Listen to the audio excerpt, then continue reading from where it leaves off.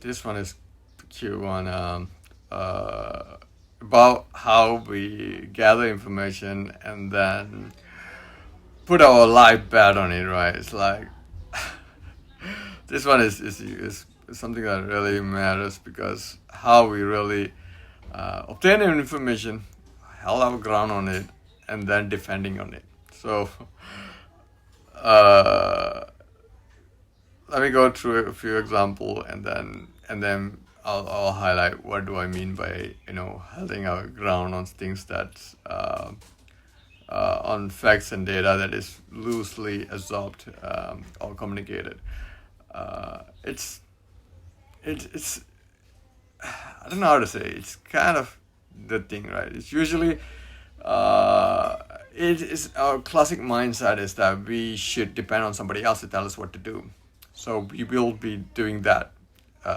Everything that we got information, we depend on somebody else to tell us what to do. It's more like we depend on our dad to say, "Hey, dad, what is the right thing? What is my goal? What should I be doing? What?" The problem is that our parenting style is bad. Our parenting is always, I don't know. I'm glad my parents are not like majority of parents where the parent define what you should do, what your career should do, what you should study. My parent didn't do that, which is awesome. I mean, I'm glad I'm able to decide what I want to do in my life and where I want to go and what I want to do. I think the biggest breakthrough happened is after my girlfriend, which is my wife now. Moving out of my home was the biggest change that really blast the whole thing out, break the whole chain around me. Even though I'm still deciding when I'm back home, but moving out is really helpful because I think the key problem is still parenting, how we parenting. Even though kids are still in our house, it's still okay. It's not bad. But the problem is sometimes as a parent we manipulate our kid, and that's where it hits them very bad. I don't want to go detail into deviate from what I want to send give the message. That one should be a totally different view on that. About how we manipulate our children, how we influence our our thought process in impact on them. That should be a totally different sharing, right? So today I just want to talk about information sharing, how we gather information, how we pretty much rely on really loose information that provided loosely, not much about facts and data, but how we end up in that situation. One is we don't really we have lots of problem in life. I mean that's something that we don't clearly understand that. We have a lot of responsibility as we end up buying a lot of stuff and then we end up need to pay this, pay that, and day in day out we spend majority of time in offices work and make sure we have enough funding to cover the purchases that we made. We have lots of loans, lots of debts. We just kind of rolling in, rolling out every monthly in that. Even the people who have lots of money, I'm still wondering what the heck, how different is that? Uh, how different is their mindset? Because even I talk to really wealthy people, I had the same tone that they also clueless, especially the young people, young minds, right? Young minds. When I talk to them, they're pretty much clueless. You know, they like to explore a lot of things because they have enough resources, and so they are exploring. Again, this is it's not the intention of this topic. So it's about more into how we depend on information and that provided loosely. Okay, let's. I remember a couple during Christmas Eve. I organized this. I organized this dinner session with my family, my close family. That's something that I do. Usually, I cook. I don't order, so I cook myself. I buy stuff that really uh, buy as fresh as possible. Usually, they're not. So fry by fresh as possible and make it make the dish. I mean, I spent really 3 days or 2 days now. Not the last day. Few days for preparing the meal. I put a lot of effort there, and yeah, sometimes the dish didn't look good, sometimes the dish did not turn out as expected. Come on, I cook once in a year, grand scale, grand cooking, right? So it happens. Um, so so during that session, and one of my family member was sitting around, and when she was talking about a pan, wearing a pan, 8 ringgit pan, that if you put on that pan, it kind of help your knee prayer problem. She was mentioning that if she buy that 8 ringgit product, she put on that pants, it would help the kneecap. She mentioned that her friend told her that. So so the if you put on the pan, it will help you. That's a 800 ringgit pan. If you put it on, it will elevate the pain in your kneecap, and then it will improve your mobility. Then try to I tried to highlight to her that, hey, the problem why people are having kneecap problem is because of their footwear. On top of that, they don't use much, which means that people don't walk much, walk a lot. They in regular they do not walk, and the footwear is the one cause of the problem.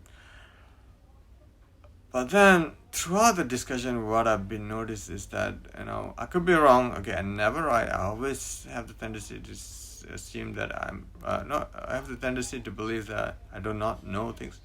But I like to guess. Okay, so I have this positivity and negativity. Both are, fighting each other. So I don't know, but when I talk to her, one thing I kind of notice is that how firm she hold on to the belief that that pen really helps the person, which means that 8 ringgit pen, if she bought it, she gonna definitely help her, which is like, okay, why she didn't believe what I said versus why she's believing something that her friend, somebody who's wearing it, and say. And I'm here running ultra marathon, long distance runner. I'm running on barefoot, and here I'm stuck telling her that, hey, I'm running barefoot, right? So ultra distance runner, and I'm telling her that, hey, you don't need all this. You pretty much need to change your footwear and walk more. It will fix your kneecap problem. But she, on the other hand, was more like defending that wearing the pan, that 8 ringgit pan, would help, because that one, her friend or somebody else that very far related to her, you know, helps. She seems like it's been proven or something. So I was like, you see how loosely information, the the problem here is that it's not really about the information. It's about, I believe this.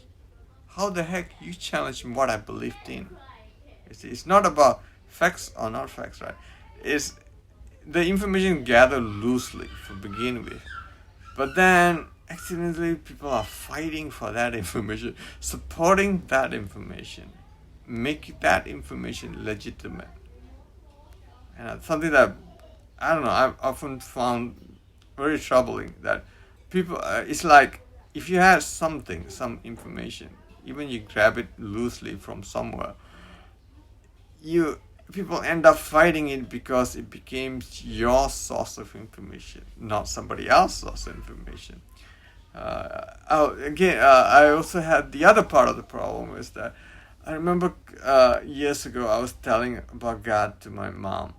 I told her that, hey, I told something about where God is and so on, and we went to church. She was heard about it, and then she kind of brushed off, and she went to church. And then at the church, there was an invited pastor, and the guy say exactly the same thing that I said. Immediately she walked in front in some grand scale, and then the only difference between that guy and me is that guy is a white dude and I'm not, and I'm a son. So you see, it's how it plays out, how people respect an information, right? even though I gave the information, somehow it became invaluable compared to somebody else saying it.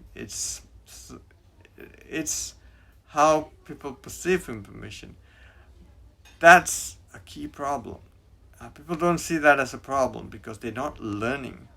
Uh, that classic problem I've seen even in the COVID time, in this 2020 and 2021 now. That information, for example, everyone believes COVID is so dangerous. COVID is really deadly. Even today, I hear the word. It's a very dangerous flu. Until today, I don't know. To be frank, when I think believe in January, we were way ahead, prepared much. One of the few, I think one of the some very few who prepared far ahead for COVID-19. We were following up with what's going on in China. We did see how badly it's infected China. We did see some of the video clips coming in. We were scared. You know, uh, we stock up food ahead of time. We also buy facial masks. We have a lot of N95. Even today, we still have N95 masks, and we also have those alcohol, those cleaning, washing hand stuff. And we every time we go out of the house and coming back, I need to take a shower. I need to change my clothes every time I go out and come back home. That's how prepared and how paranoid we are. But as time goes, I was looking at the numbers, data. I was reading the numbers. I was looking at the infection rate. I was looking at the death rate, and I begin to see a trend where the number of people are deaf is low, people number of recovery is high, which is a clear indication that how severe is the illness. And the percentage was given. They were saying that, hey, the percentage is this much is the percentage of death is. Then I kind of noticed that the virus is not that bad. It's just as bad. Just the problem right now is that it is a novel corona. What is novel corona means? Is something new. We already have coronavirus. The influenza was there.